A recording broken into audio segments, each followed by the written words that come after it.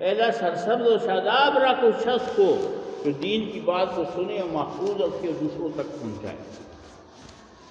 تو جیسے ابو بکر صدیق رضی اللہ تعالیٰ عنہ کی ذمہ داری تھی، انہوں نے بھی کلمہ پڑھا تھا اور نبھایا، اور صحابہ نے نبھایا، ایک روایت کے مطابق 1.25 لاکھ، ایک روایت کے مطابق 2 لاکھ، اور پھر اس صدی میں 100 سال میں بھی نہیں ہوا۔ میں نے آپ مثال آپ کو دی مولانا یاس صاحب کی، مولانا یوسف صاحب کی، مولانا محمد حسن صاحب، پھر مولوی سعد صاحب، یہ حضرات جان، مال، وقت، عزت کو سب کچھ کو قربان کر رہے ہیں۔ یہ آج کل کیا باتیں چل رہی ہیں، کوئی پرواہ نہیں، کام کر رہے ہیں، کہہ رہے اللہ سے ہوا، اللہ سے ہو رہا، اللہ سے ہوگا، کرنے دھرنے والی ذات اللہ پاک کی۔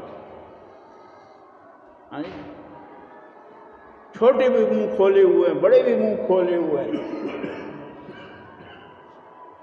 وہ کہتے ہیں سوغات ہیں، سوغات ہیں، ہدیے آ رہے ہیں۔ وہ ساتھی کی بات سمجھتے ہوں گے، تو کتنی قربانی کی ضرورت ہے۔ یہ گھر میں بیٹھنے کا وقت نہیں ہے۔ آج یعنی شادی شدہ لوگ غسل کے فرائض کا بھی نہیں پتہ۔ میں احساس دلانے کے لیے کہہ رہا ہوں، کوئی کمی نہیں بیان کر رہا۔ یعنی 40 سال ہو گئی شادی ہوئی، وہ غسل بھی کر رہا ہے، لیکن پوچھو غسل کے فرض کتنے ہیں پتہ نہیں۔ غسل کرتے ہیں، فرض کتنے ہیں پتہ نہیں۔ نماز پڑھ رہا ہے 40 سال سے، نماز کے کتنے فرض ہیں پتہ نہیں، وضو میں کتنے فرض ہیں پتہ نہیں۔ اب پڑھنے والوں کا یہ حال ہے، اور جو پڑھ ہی نہیں رہے ان کا کیا؟ زکوٰۃ،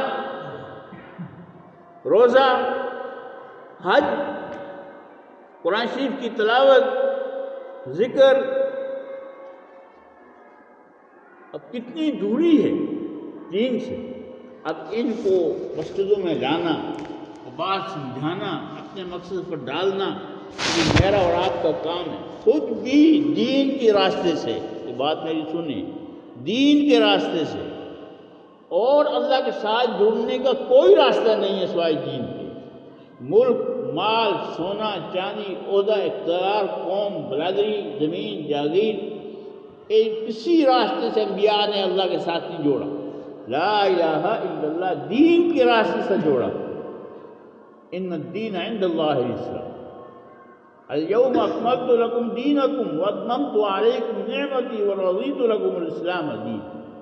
اللہ نے جو طریقہ زندگی پسند کیا ہمارے لیے، وہ دین جو حضور صلی اللہ علیہ وسلم لے کر آئے، بالغ ہونے سے لے کر موت تک۔ مالدار کا اپنا دین، غریب کا اپنا دین، جوان کے احکامات اور، بوڑھے کے احکامات اور، مردوں کے احکامات اور عورتوں کے احکامات اور، مسافر کی اور، مقامی کی اور۔ دین، اس راستے سے جڑیں گے ہم اللہ کے ساتھ، اور کوئی راستہ نہیں ہے۔ ہماری ضرورت بھی ہے، ہماری ذمہ داری بھی ہے، اوروں کو بھی لانا ہے۔ ضرورت کو پورا کرتے ہوئے اور ذمہ داری ادا کرنی ہے۔ ابھی ہمارے بڑے ذمہ داری ادا کر رہے ہیں۔ ضرورت دین کا سمجھ ہے، دین پر عمل بھی، تقوی بھی ہے۔ صاحب علم ہیں، صاحب تقوی ہیں، صاحب دعوت ہیں۔ ہم خالی پوری علم بھی نہیں ہے، دین کو بھی نہیں پتہ دین کیا چیز ہے، اور عمل بھی نہیں۔ اب یہ سارے انسانوں کو لانا،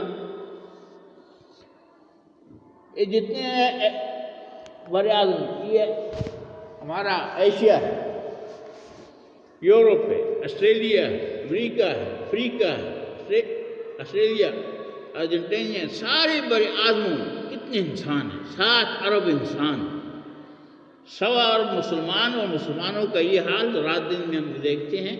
سارے مسلمان ملکوں میں سے پاکستان کو دیندار سمجھ رہے ہیں، اور اس دیندار ملک میں تو کیا حال ہے آپ دیکھ رہے ہیں۔